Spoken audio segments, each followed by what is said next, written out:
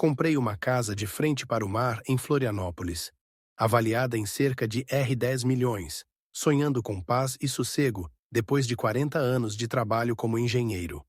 O som das ondas do Atlântico me parecia um convite à tranquilidade que eu esperei a vida inteira.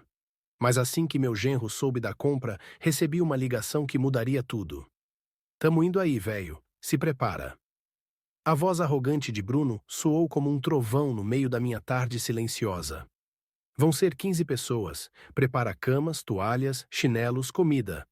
Vamos ficar umas 3 semanas. A gente chega em 40 minutos. Se apressa, seu velho." Aquela autoconfiança insolente me ferveu o sangue como um mar em fúria. Fechei os olhos, respirei fundo e um sorriso lento se formou no canto da boca. Eu já estava traçando um plano, um que colocaria tudo de cabeça para baixo. O toque estridente do telefone havia quebrado a calma da tarde, como vidro se estilhaçando no chão de granito. Coloquei a taça de vinho que estava desembalando sobre a bancada de mármore e peguei o celular, imaginando que talvez fosse algum colega antigo me parabenizando pela aposentadoria. Através das janelas panorâmicas da cozinha, o mar azul se estendia até o infinito. Ondas rolavam contra a faixa particular de areia da minha nova casa, e o ar salgado entrava suavemente pela porta de vidro aberta. "Alô, seu velho. A gente já tá indo." A voz de Bruno, aquele tom de quem se acha dono do mundo, ecoou no meu ouvido sem qualquer traço de gentileza. "Vão ser 15 pessoas, tá? Prepara as coisas aí. Toalhas, comida, tudo. A gente vai ficar 3 semanas. Chegamos em 40 minutos, então agiliza." Minha mão apertou o telefone com força. 40 anos de trabalho, economias cuidadosas, sonhos adiados, tudo para alcançar aquele momento de paz. E agora meu genro falava comigo como se eu fosse o zelador de um hotel. As caixas de mudança ainda cobriam parte das bancadas de mármore. Papéis de embrulho estavam espalhados por todo lado. Ainda não era de fato meu lar. "Bruno, espera um pouco. Eu nem terminei de me mudar. A casa não tá pronta para..." "Olha, não me importa o que o senhor tem aí, tá?" Interrompeu com aquela voz de desdém que ele usava quando queria encerrar uma conversa. "O senhor tem dinheiro, tem casa grande, então tem espaço. Pronto. Assunto encerrado."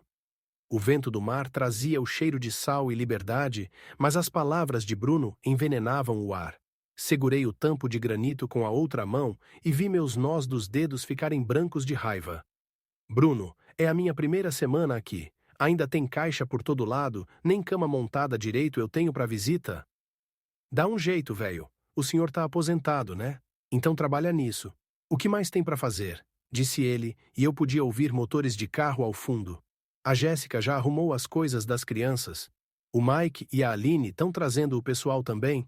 Vai ser um reencontro de família. Reencontro de família. As palavras me cortaram como uma faca enferrujada. Depois de tudo que fiz, depois de tudo que dei, era assim que ele via a relação, uma via de mão única pavimentada com minha generosidade e o direito que ele achava ter sobre ela. "Eu preciso de tempo para preparar as coisas. Talvez no mês que vem a gente..." "Mês que vem?" Ele riu com desdém. "A gente já tá na estrada, Ricardo. Já era. O senhor não vai querer decepcionar as crianças, né? A Jéssica já contou para todo mundo do novo casarão do vovô na praia." "Vovô. Não pai, não Ricardo. Vovô, como se eu fosse um personagem distante, uma figura de obrigação, não de afeto." O celular começou a escorregar da minha mão suada. "Bruno, por favor, tenta ser razoável. 3 semanas é muito tempo, e com 15 pessoas. Ah, deixa de drama. Família ajuda família, lembra? Foi o senhor mesmo que me ensinou isso?"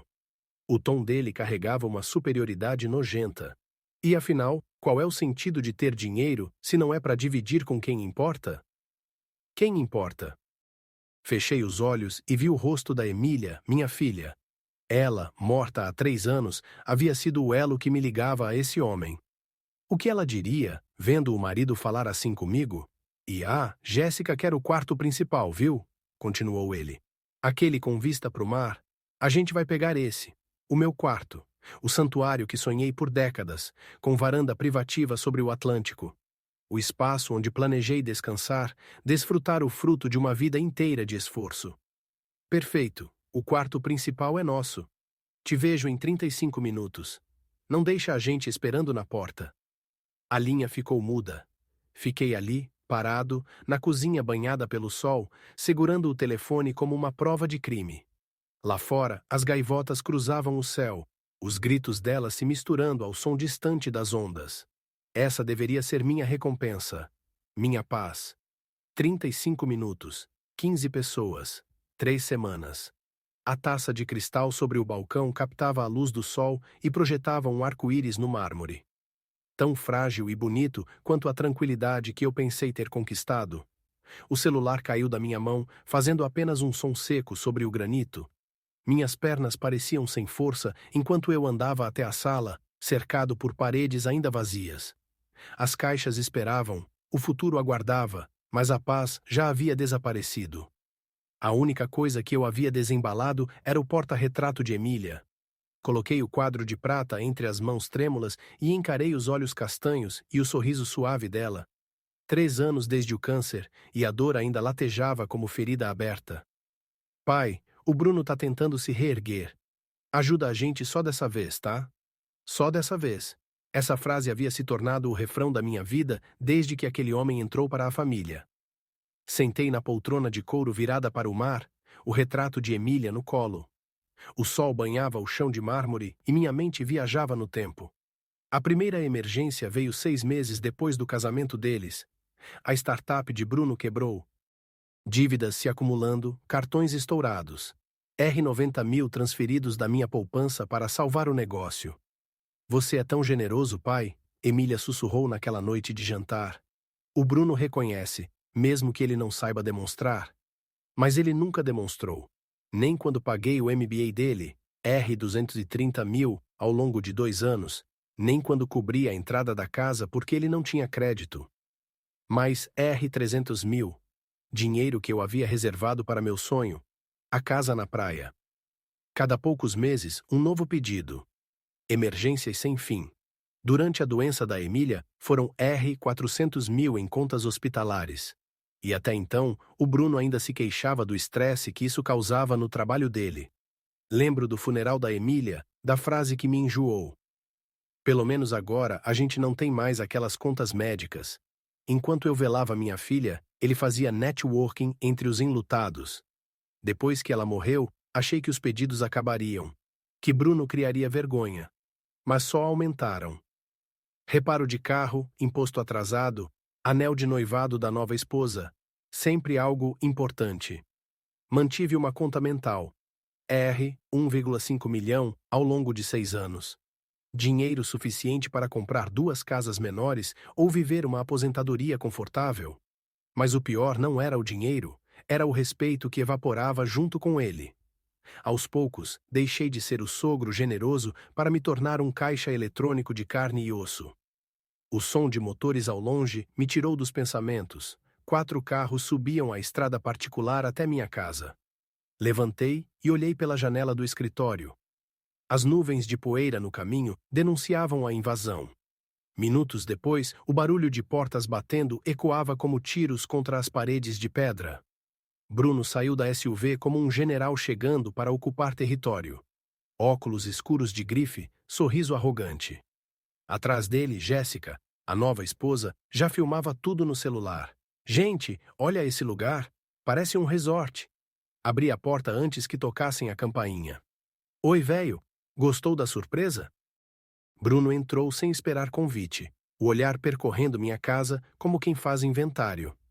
Bruno, eu te disse pelo telefone que não estou pronto para receber. Mas ele já não ouvia. O som de risadas, vozes, malas arrastando, gente que eu nunca vira passando por mim como se aquilo fosse um hotel. Um tal de Kevin carregava um isopor cheio de cerveja.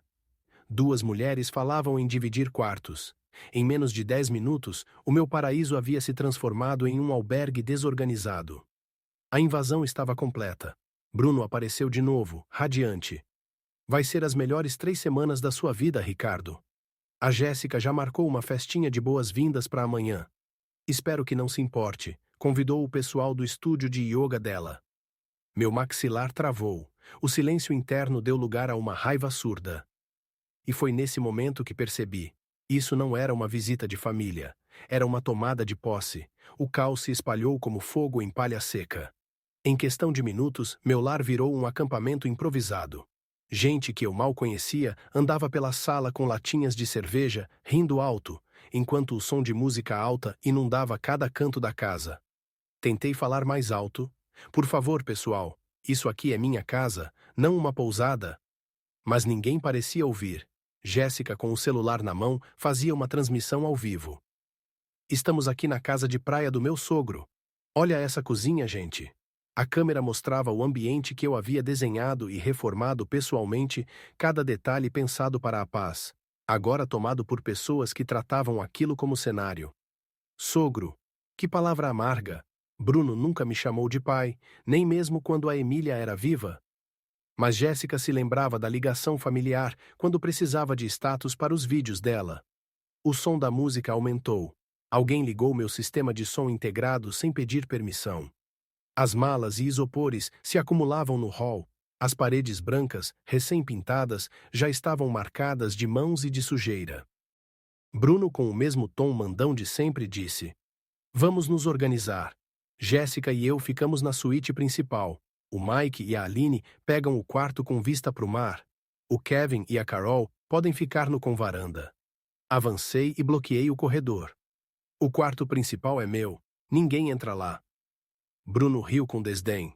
Ah, qual é, Ricardo? Não seja mesquinho. A Jéssica precisa de boa luz para gravar as aulas de yoga dela. Dá para ver que tem o melhor ângulo da casa. Ele pousou a mão no meu ombro com aquela intimidade falsa que sempre usava quando queria me dobrar. Mas aquele gesto, aquele toque condescendente, foi a gota d'água. Tira a mão de mim. Falei, baixo, firme. Mesmo assim, ele passou por mim. Empurrou a porta da suíte e entrou com a tropa. A voz de Jéssica ecoou lá de dentro. Ai, amor, a luz aqui é perfeita. Vai bombar nas redes. Meu santuário se transformava em cenário de influenciadores. Enquanto isso, na sala, o Mike abria cervejas como se estivesse num churrasco de fim de semana. A Aline empurrava os sofás para fazer um ambiente mais aconchegante. Um garoto, que eu nem sabia de quem era, correu em volta da piscina molhado, deixando marcas escuras nas pedras portuguesas que eu havia importado. Em meia hora, o que era minha casa virou um resort invadido. E eu? Parado na porta, impotente. Quando Bruno reapareceu no corredor, com aquele sorriso vitorioso, eu já sentia o coração latejando no peito. Isso aqui vai ser inesquecível, velho, ele disse. A Jéssica já marcou o evento para amanhã. Só vem mais umas pessoas. Mais pessoas? Ele deu de ombros. Uns colegas dela do estúdio. Relaxa. Aquela palavra me cortou. Relaxa. Como relaxar quando sua casa vira palco da arrogância alheia? Jéssica saiu do banheiro da suíte com uma toalha enrolada no cabelo, deixando pingos de água no chão de mármore. Trazia a mala aberta, espalhando perfumes, roupas de marca, maquiagem sobre a penteadeira que ainda tinha a foto da minha filha. Com licença. Disse eu cruzando os braços na porta. Esse quarto é particular. Peço que saia. Ela olhou para mim surpresa, como quem nunca ouviu um não. Ah, Ricardo, vamos? Já combinamos, né? A luz daqui é perfeita. Não, a palavra saiu seca. Saiam, todos, agora. Jéssica arregalou os olhos e fez aquela expressão estudada de vítima. Nossa, que grosseria, Ricardo. Somos família. Por que tá sendo assim? Bruno apareceu atrás dela, o rosto se fechando. Anda, deixa de drama. A gente só quer descansar. Você devia ficar feliz por ter companhia. Essa é a minha casa, respondi firme. E quero que saiam. Agora. Bruno soltou uma risada sarcástica. Sua casa? Mesmo? E tudo que o senhor deve pra gente? Já esqueceu? Devo pra ele? Depois de anos bancando cada capricho, ele ainda tinha coragem de inverter a narrativa. Não devo nada, disse, a voz tremendo, mas de raiva, não de medo. Vocês estão ultrapassando todos os limites? Ah, por favor, Ricardo. A Emília teria vergonha de ver você assim. Ouvir o nome dela saindo da boca dele naquele tom, frio, manipulador, acendeu algo dentro de mim. Não ouse falar o nome da minha filha para justificar a sua ganância. Silêncio. Todos na sala pararam. Mike, com a cerveja na mão, deu um passo para trás. Até o garoto molhado ficou imóvel. Jéssica tentou a cartada emocional. Padrinho Ricardo, a gente só queria passar um tempo juntos. Mas aquele tom doce, estudado, já não funcionava mais. Tempo juntos? É assim que chama invadir uma casa sem convite, dormir na cama dos outros e beber o vinho deles? Ashley, ou Aline, eu já nem lembrava o nome dela direito, tentou intervir. Ah, mas somos quase família. Quase família. As duas palavras que sempre vinham antes da exploração. Bruno, vendo o controle escapar, tentou mudar o jogo. Olha, Ricardo, entendo que esteja estressado, mudança é complicada, mas já estamos aqui. Mandar a gente embora só vai piorar as coisas. Piorar as coisas? Perguntei. Para quem? Para você que planejou férias de graça? Para ela, que queria filmar meu quarto? Para vocês, que acham que generosidade é obrigação? Bruno aproximou-se, o rosto a centímetros do meu. Pensa bem no que vai fazer, velho. Tem coisas que não dá para desfazer. Relações que não se reconstroem. A ameaça disfarçada. O tom de sempre. Chantagem emocional travestida de preocupação familiar. Mas ali, naquela casa que eu construí com meu suor, finalmente entendi.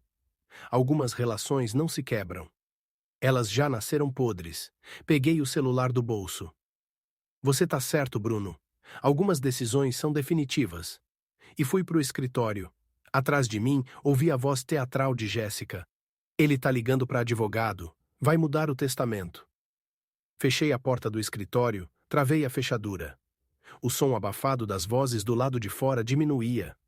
A vista do mar, que antes parecia distante, agora parecia me proteger. Disquei. 190. Emergência. Qual a ocorrência? Tem pessoas na minha casa se recusando a sair. A calma profissional da atendente me devolveu o controle. O senhor está em perigo imediato? Ainda não, mas estão me cercando. O barulho do lado de fora cresceu. Passos, cochichos, gente debatendo se eu estava blefando. O senhor pode confirmar que é o proprietário do imóvel? Abri a gaveta e tirei a escritura. Sim, documento registrado em meu nome. Comprei há 2 semanas. Certo, viatura a caminho. Fique num local seguro até a chegada. Bati a ligação e respirei fundo. Pela primeira vez em anos, eu estava pedindo ajuda em vez de ceder. A porta tremeu com batidas fortes. Abre essa porta, Ricardo. Bruno gritava. Isso é assunto de família, não de polícia. Mas não era mais assunto de família. Família não invade, não ameaça, não manipula. Vocês têm 10 minutos para sair antes que as viaturas cheguem. Falei alto o suficiente para eles ouvirem. Silêncio. Depois, cochichos. Alguém sugeriu ir embora. Outro disse que eu estava fingindo. Bruno, claro, insistiu. Ele não tem coragem. Vai sair daqui pedindo desculpas. Mas o som distante das sirenes provou o contrário. Em minutos, os carros da polícia subiram a ladeira. Vi as luzes piscarem pelo reflexo da janela. Do lado de fora, os invasores tentavam se recompor, recolhendo latas e bolsas como se isso apagasse o que haviam feito. Abri a porta do escritório. Bruno estava na sala, tentando receber os policiais com aquele charme falso. Boa tarde, senhores. Foi um mal-entendido. Meu sogro anda meio confuso. O senhor é o proprietário? Perguntou o sargento direto para mim.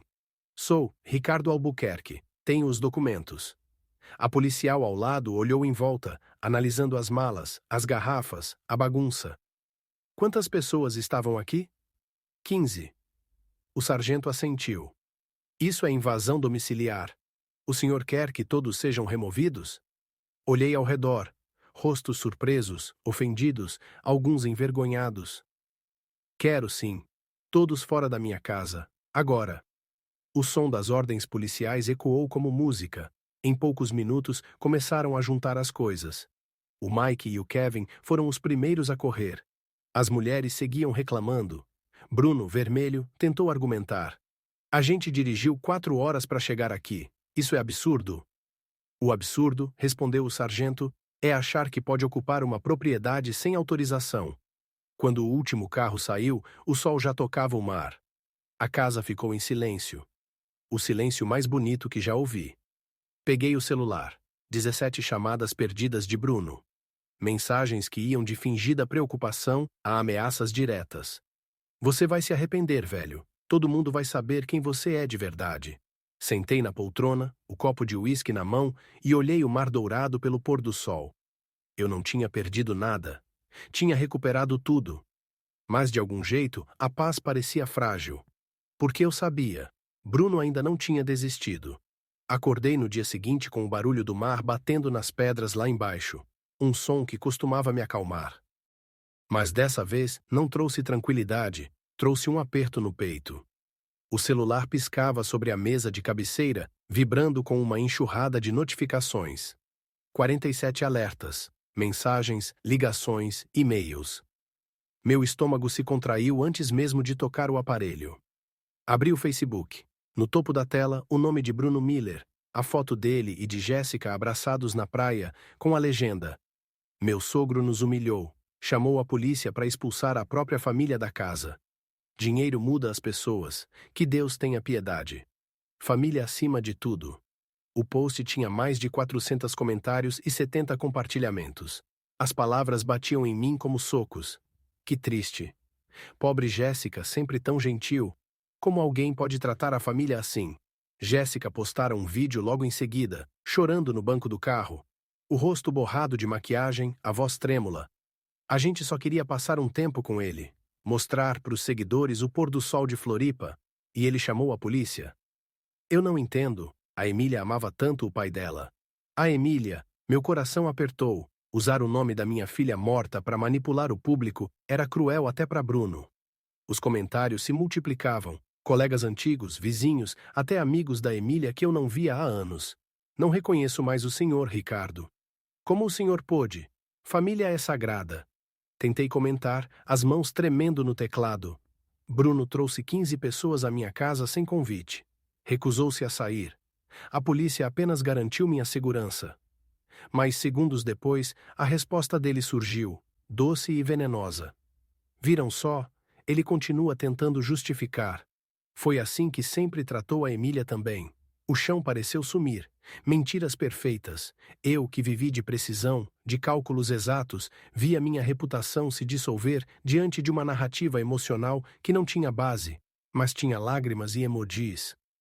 Fechei o computador. Fui até a cozinha. O café esfriava sem que eu conseguisse engolir um gole. Olhei para os certificados emoldurados na parede do escritório. 40 anos de engenharia, prêmios, publicações. Nenhum deles servia contra a força de uma mentira bem contada na internet. Mas algo em mim mudou naquele instante. Eu havia passado a vida resolvendo problemas complexos. Esse seria só mais um, de outra natureza, mas igualmente solucionável. Se Bruno usava emoção, eu usaria fatos. E fatos eram a minha especialidade. Abri o armário de aço onde guardava arquivos pessoais. Pastas rotuladas por ano e tema. Um hábito profissional que eu nunca abandonei. Encontrei uma com o rótulo Assistência Familiar, Bruno Emília. Quando a abri, o cheiro de papel antigo e tinta de caneta tomou o ar. Dentro, cópias de transferências bancárias, comprovantes, e-mails. Tudo.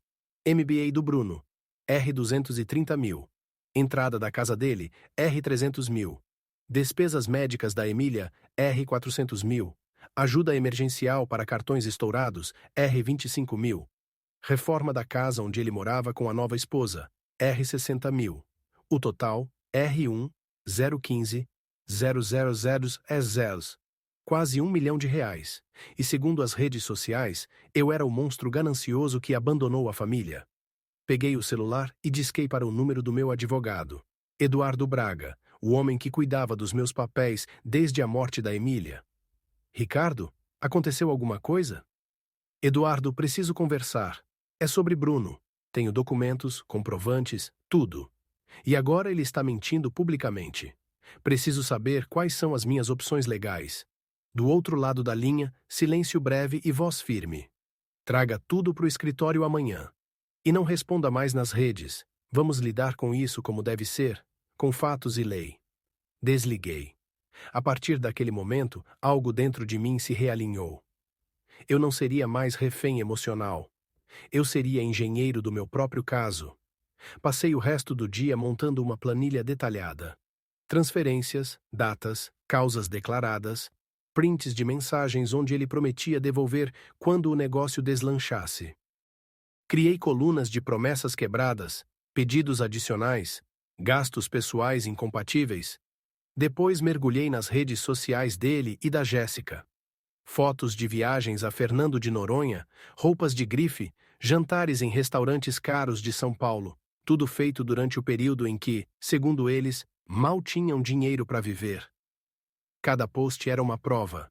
Cada sorriso ostentado era uma confissão disfarçada. À noite, sentei na varanda com um copo de vinho e o laptop.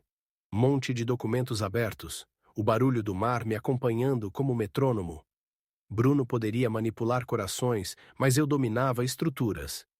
E toda estrutura mal feita, mais cedo ou mais tarde, desaba.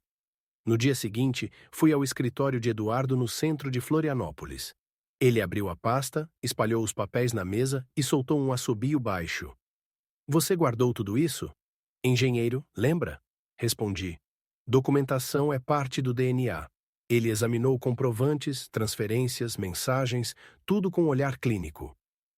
Isso é exploração sistemática, Ricardo. Configura abuso financeiro, talvez até crime. Você pode processar por enriquecimento ilícito e difamação. Essa quantidade de provas é rara. Enquanto ele falava, senti uma mistura de vergonha e alívio. Vergonha por ter permitido que me usassem tanto. Alívio por finalmente alguém reconhecer que eu não estava louco.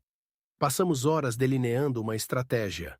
Ações de cobrança, queixas por calúnia, pedido de retratação pública. No fim, Eduardo disse: Bruno é manipulador. Ele vai tentar contato direto, implorar, ameaçar. Não atenda. A partir de agora, toda a comunicação será formal. Amanhã damos entrada no processo. Voltei para casa com o coração pesado, mas firme. A noite caiu sobre a praia como um lençol azul. O ar cheirava a maresia e justiça prestes a começar. Coloquei o porta-retrato de Emília sobre a mesa e falei em voz baixa. Filha, não é vingança, é proteção. Você sempre quis que eu fosse bom, mas nunca pediu que eu fosse burro. O celular vibrou outra vez. Bruno, mensagem nova. Você não imagina o que te espera amanhã. Todo mundo vai ver o tipo de homem que você é. Aproveita seu silêncio, porque vai ser a última paz que vai ter. Olhei a tela por alguns segundos antes de desligar o aparelho. Ele achava que o jogo era de intimidação, mas o jogo dele estava prestes a mudar de tabuleiro. No domingo de manhã, o céu estava límpido, o mar calmo. Sentei no escritório com a xícara de café fumegante ao lado e organizei a pasta final. Miller, recuperação financeira. Folhas cronológicas, carimbadas, numeradas. Parecia o projeto de um edifício, base sólida, cálculo exato, estrutura irrefutável. Na capa, escrevi em letras firmes: Justiça, não vingança. E pela primeira vez em muito tempo, senti orgulho do homem que me olhava de volta, no reflexo da janela. Na segunda-feira de manhã, cheguei ao Fórum Central de Florianópolis antes das 8. O sol refletia nas janelas de vidro do prédio moderno. E eu carregava comigo a pasta que resumia 6 anos de exploração. 1.015.000 em ajudas travestidas de afeto. Entreguei o volume de documentos à atendente. Ela o folheou rapidamente e ergueu as sobrancelhas. Tudo autenticado? Sim, cada transferência tem comprovante bancário e recibo. Raramente vemos algo tão completo. O processo foi protocolado. Ação de restituição de valores e difamação contra Bruno Miller. O juiz responsável, doutora Helena Monteiro, conhecida por ser rigorosa, metódica, o tipo de magistrada que respeita provas mais do que discursos.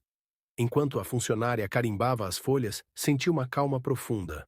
Não era satisfação, era retorno ao eixo.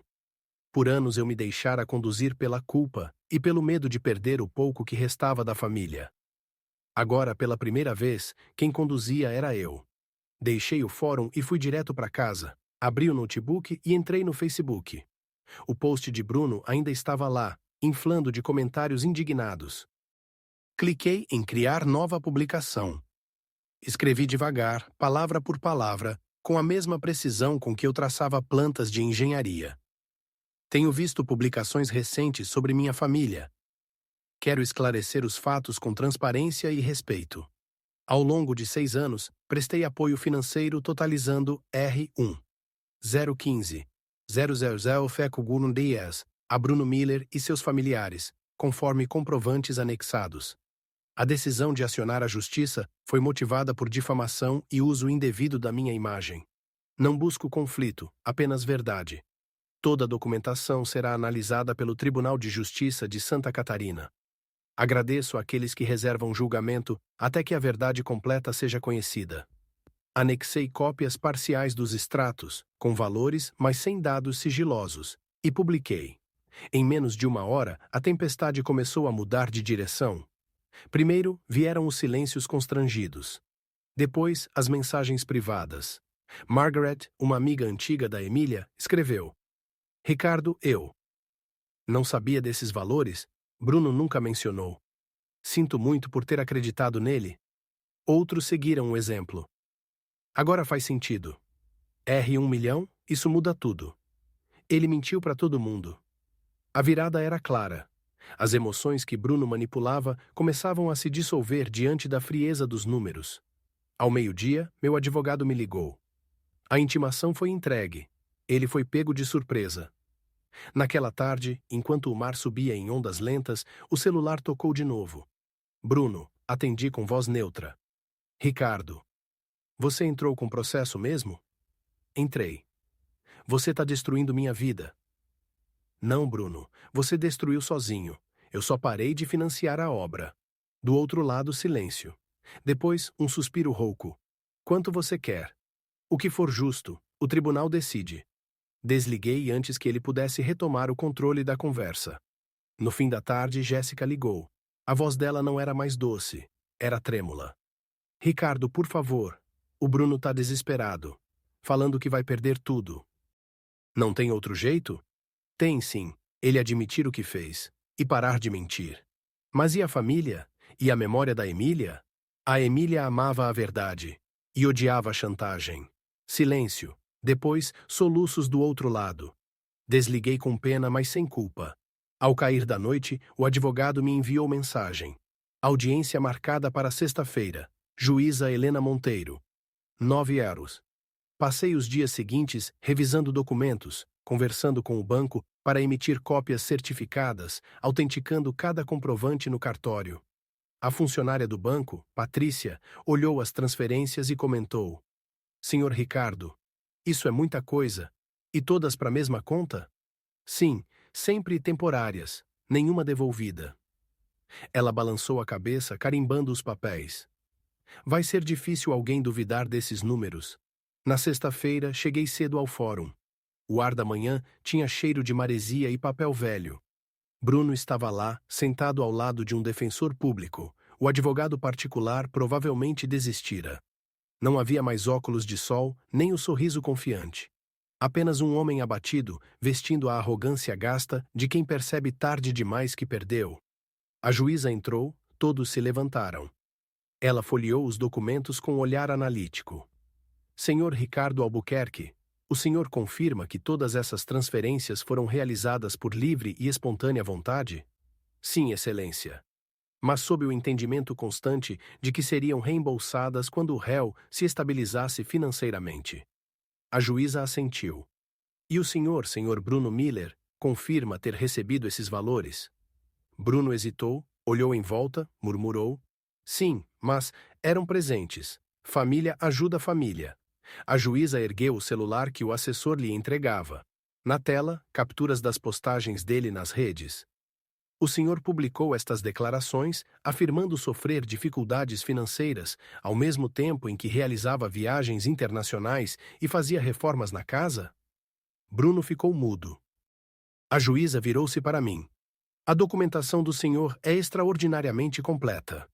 O tribunal reconhece a existência de enriquecimento ilícito e difamação pública. Proponho acordo imediato.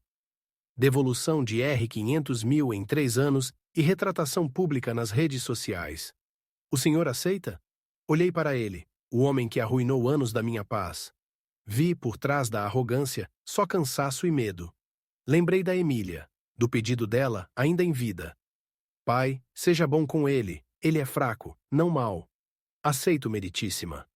Bruno suspirou, aliviado, talvez pela primeira vez em anos, enfrentando consequências sem subterfúgio. A audiência terminou. Do lado de fora, o vento soprou forte, levantando o cascalho do estacionamento. Eduardo sorriu. Você ganhou. E com elegância. Parabéns. Sorri de volta, cansado, mas sereno. Não ganhei, Eduardo. Só restabeleci o que sempre foi meu. O direito à paz. À noite postei a última mensagem nas redes. O processo foi resolvido em acordo judicial. A verdade foi restabelecida. Agradeço as mensagens de apoio e espero que sirva de lição. Generosidade sem limites vira prisão, e nenhum amor verdadeiro deve nascer do medo de dizer não. As respostas foram comoventes, mensagens de desculpa, de reconhecimento. E pela primeira vez em anos, nenhuma notificação de ameaça, nenhum toque insistente. Saí para a varanda. O mar brilhava prateado sob a lua cheia. Peguei o retrato da Emília e o coloquei sobre a mesa de madeira. Você me ensinou a ser generoso, filha. Agora aprendi o outro lado, a ser justo. Levantei a taça de vinho. O vento trouxe o cheiro de maresia e liberdade. Pela primeira vez, aquela casa era realmente minha. O mar lavava a areia lá embaixo, apagando as marcas dos dias passados, e com elas todo o rastro da invasão, da humilhação, da culpa. Bruno pagaria. A justiça havia falado, e a paz, finalmente, havia voltado para casa.